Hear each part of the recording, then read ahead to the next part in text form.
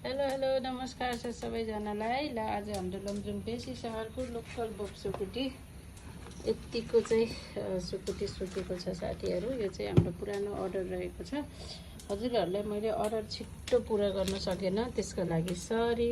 यतिको सुकुटी चाहिँ हामीले बनाउँछौँ साथीहरू, हजुरहरू सबैजनाले। अनि अर्डर नगर्नु भएको साथीहरूले पनि यस्तो खालको सुकुटीलाई अर्डर गर्न सक्नुहुन्छ। हाम्रो चाहिँ एकदमै A1 सुकुटी हुन्छ साथीहरू, त्यसैले त हाम्रो एकदमै विशेष रहेको छ।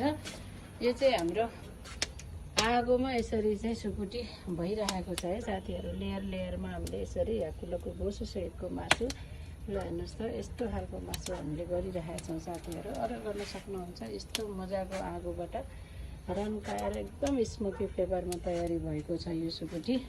हजुरहरूले चाहिँ अर्डर गर्न सक्नुहुन्छ। यो चाहिँ पोर्चुगलको लागि रेडी गर्दैछु।